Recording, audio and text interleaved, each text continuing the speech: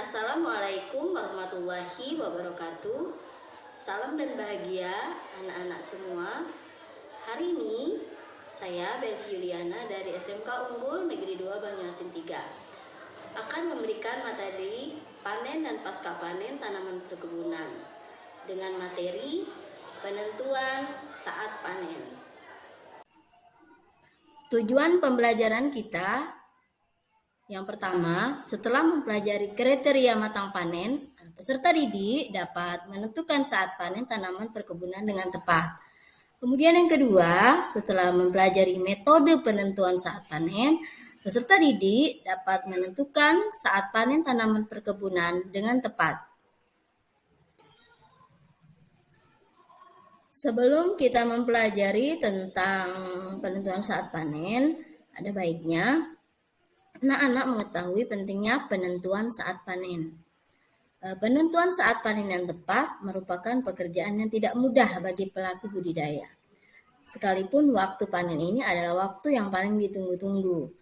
Petani dalam hal ini sebagai pelaku budidaya harus melakukannya dengan hati-hati dan cermat, menggunakan beberapa indikator kematangan agar hasil tanaman saat dipanen benar-benar matang, sehingga kualitas dan kuantitas produk hasil panen sesuai dengan yang diharapkan oleh pasar. Kualitas hasil panen perlu dijaga dan diperhatikan. Hal ini karena akan menentukan banyaknya hasil produksi yang dapat dijual dengan harga yang memuaskan per satuan produksi. Sedangkan kuantitas hasil panen merupakan jumlah produksi yang bisa saja tidak maksimal atau dimungkinkan adanya sejumlah produksi yang hilang pada saat panen, sehingga akan menurunkan keuntungan yang seharusnya diperoleh oleh petani. Hal lain yang perlu difahami terkait dengan hasil panen itu adalah sifat hasil panen yang mudah rusak, karena bagian hasil tanaman tersebut masih melakukan aktivitas metabolisme berupa proses respirasi. Jadi anak-anak, penentuan saat panen yang tepat merupakan keputusan yang penting dan perlu dilakukan secara hati-hati. Kenapa harus hati-hati? Untuk mencegah dampak negatif dan kerugian pada kegiatan pemanenan. Sekarang kita akan mempelajari pengertian penentuan saat panen. Jadi anak-anak, penentuan saat panen itu adalah tindakan mengambil keputusan tentang kapan waktu yang tepat untuk memetik hasil dari tanaman yang dibudidayakan. Bila saat panen dapat ditentukan dengan tepat, ya, maka segala sesuatu baik itu sarana, prasarana yang dibutuhkan dalam kegiatan panen dapat direncanakan dan dipersiapkan dengan optimal, sehingga kegiatan pemetikan hasil panen dapat berlangsung dengan lancar. Ada beberapa faktor yang harus anak-anak pertimbangkan saat melakukan penentuan saat panen suatu komoditas. Yang pertama itu adalah iklim dan cuaca. Yang kedua, tingkat kematangan hasil tanaman. Yang ketiga, sarana dan prasarana panen, baik itu alat dan tenaga kerja. Yang keempat, pengangkutan hasil produksi. Dan yang terakhir adalah tujuan pemasaran hasil produksi. Untuk metode penentuan saat panen anak-anak, ini ada beberapa metode yang bisa kita gunakan untuk menentukan kapan saat panen. Yang pertama itu adalah berdasarkan visual atau dikenal juga adalah metode visual. Nah, penentuan saat panen berdasarkan visual ini sangat dipengaruhi oleh kemampuan indera, terutama indera penglihatan. Jadi dalam metode visual ini kegiatan yang dilakukan itu adalah mengamati beberapa indikator yang tampak pada komoditas yang akan kita panen. Misalnya perubahan ukuran, perubahan warna, dan perubahan bentuk. Yang kedua, metode berdasarkan fisik atau morfologis. Jadi di sini penentuan saat panen berdasarkan morfologis atau fisik dilakukan dengan mengamati indikator fisik berupa misalnya tingkat kekenyalan, berat persatuan buah atau biji, keriput atau bernas, dan lain-lain. Nah, di sini salah satu contohnya dapat menggambarkan saat panen secara morfologis adalah pada tanaman kelapa. Pada saat dia sudah siap panen, daging buahnya itu sudah tebal. Sedangkan yang belum siap panen, daging buahnya itu masih tipis. Yang ketiga, anak-anak berdasarkan analisis kimia. Jadi untuk analisis kimia ini anak-anak biasanya dilakukan oleh perusahaan. Jadi indikator yang digunakan dalam analisis kimia ini antara lain kandungan zat padat yang terlarut, kandungan asamnya, kandungan patinya, dan kandungan gulanya. Ini diperiksa berapa jumlahnya sehingga nanti bisa ditentukan penentuan saat panen yang tepat bagi suatu komoditas. Yang keempat, anak-anak ya, metode berdasarkan fisiologi. Ini ada beberapa kriteria. Yang pertama itu adalah laju respirasi.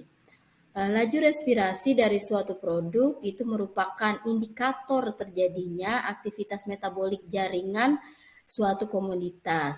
Apabila laju respirasi suatu komoditas itu sudah mencapai klimaterik, maka berarti hasil tanaman itu sudah matang atau siap dipanen. Dari tabel yang disajikan itu dapat dilihat laju respirasi pada tanaman yang masih mentah itu sangat rendah, kemudian akan meningkat pada saat tanaman itu matang dan akan menurun kembali pada saat tanaman itu lewat matang. Artinya ketika laju respirasi itu tinggi, berarti tanaman itu adalah siap panen atau telah matang. Lalu yang kedua, jumlah konsentrasi etilen. Jadi etilen adalah merupakan gas yang dalam kehidupan tanaman dapat digolongkan sebagai hormon yang aktif dalam proses pematangan. Artinya ketika pematangan berarti gas etilennya itu tinggi. Jadi berarti tanaman itu siap untuk dipanen. Penentuan saat panen berdasarkan kadar air ini lebih objektif karena panen itu baru akan dilakukan jika biji telah mencapai kadar air tertentu. Meskipun demikian, kadar air benih ini sangat dipengaruhi oleh kondisi lingkungan karena biji itu kan selalu dalam keadaan equilibrium dengan lingkungan sekitarnya. Jadi pengukuran kadar air biasanya dilakukan untuk kepentingan khusus seperti produksi benih.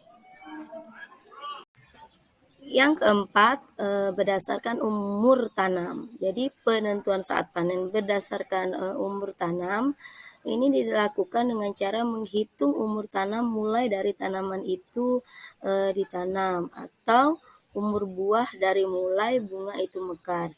Tetapi ada kekurangan penentuan saat panen berdasarkan umur buah karena hal ini sangat dipengaruhi oleh lingkungan di sekitar tanaman sehingga kondisi tanaman itu berbeda-beda antara lingkungan satu dengan lingkungan yang lain. Padahal umur tanaman itu sama dan ternyata di lingkungan yang satu itu sudah siap, di lingkungan yang lain itu belum siap untuk ditanam. Kriteria penentuan saat panen ini dilakukan berdasarkan tingkat kematangan tanaman perkebunan yang akan dipanen. Jadi tingkat kematangan suatu hasil perkebunan pada saat dipanen akan sangat menentukan kualitas dan kuantitas, dan juga sangat berpengaruh pada aktivitas penanganan pasca panen.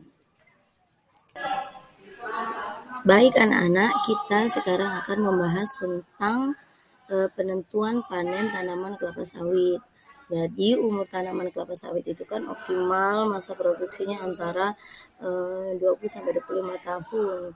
Nah, lamanya waktu panen ini sangat tergantung pada pemeliharaan, termasuk di dalamnya adalah kegiatan pemanenan. Baik anak-anak, kita sekarang akan membahas tentang penentuan panen tanaman kelapa sawit. Jadi umur tanaman kelapa sawit itu kan optimal masa produksinya antara 20-25 tahun. Nah, lamanya waktu panen ini sangat tergantung pada pemeliharaan, termasuk di dalamnya adalah kegiatan pemanenan. Meskipun tanaman itu telah memiliki umur yang cukup untuk menghasilkan tandan buah sawit, tetapi bila mana performa tanaman khususnya bonggolnya itu kurang dari 3 kg, maka umur pertama panen itu akan ditunda dengan cara membuang bunga atau bakal buah yang ada, atau istilahnya biasa kita kenal dengan buah pasir. Menurut Astuti dan kawan-kawan, dia menyatakan bahwa untuk tanaman kelapa sawit, kriteria matang panennya itu bisa dilihat secara visual, yaitu dengan melihat warna kulit buah sawit yang tadinya hijau menjadi merah jingga dan berondolannya itu sudah jatuh. Sedangkan secara fisiologis itu dapat dilihat dari kandungan asam lemak bebasnya yang minimal. Kriteria matang panen itu juga tergantung pada berat tandan. Jadi kalau berat tandannya itu lebih dari 10 kg, maka jumlah berondolannya itu sebanyak 2 per kilogram tandan. Tetapi jika berat tandannya itu kurang dari 10 kg, maka berondolannya itu 1 berondolan per kilogram tandan. Nah, untuk mutu buah panen itu sangat ditentukan oleh matang panen atau disebut fraksi. Nah, di sini fraksi matang panen ini terdiri atas 7 kelas. Dari tabel yang Ibu sajikan ini ada 7 fraksi ya untuk kriteria matang panen tanaman kelapa sawit. Mulai dari fraksi 00 sampai fraksi 5. Nah, dari ketujuh fraksi ini bisa kalian lihat ya jumlah berondolannya setiap fraksi dan tingkat kematangannya. Misal dalam fraksi 00 ini sangat mentah ya, tidak ada berondolan. Lalu fraksi 0 ini buah mentah. Fraksi 1 ini buah kurang matang. Fraksi 2 ini buah matang 1. Fraksi 3 buah matang 2. Nah, dari ketujuh fraksi ini yang dianjurkan untuk dipanen itu jika tanaman kelapa sawit itu sudah mencapai buah matang 1 dan buah matang 2. Jadi fraksi 2 dan fraksi 3. Jadi dari tabel yang di atas, tingkat kematangan buah yang baik itu antara fraksi 1 sampai 3. Walaupun yang terbaik itu 2 dan 3. Di mana persentase buah luar yang jatuh itu atau jumlah berondolannya itu 12,5% sampai 75%.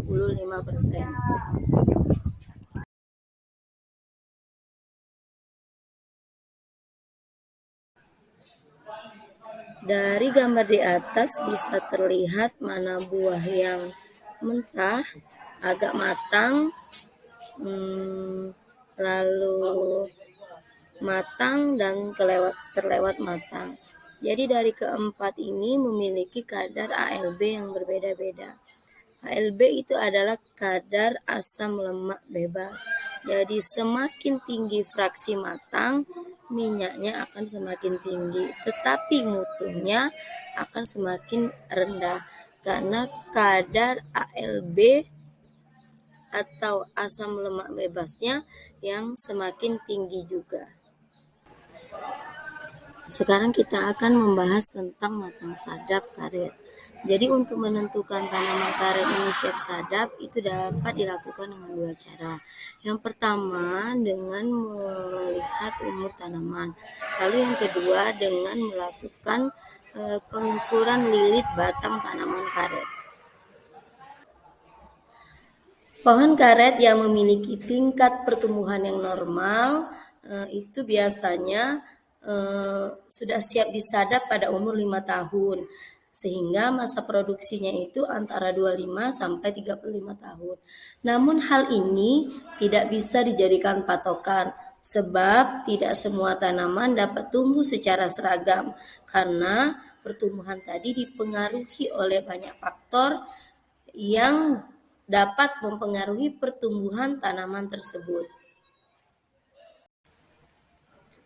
Pengukuran lilit batang dianggap merupakan cara yang paling tepat untuk menentukan matang sadap. Jadi pohon karet yang siap sadap adalah pohon karet yang sudah memiliki lilit batang 45 cm diukur dari permukaan tanah untuk tanaman yang berasal dari biji dan dari 100 cm dari pertautan mata okulasi.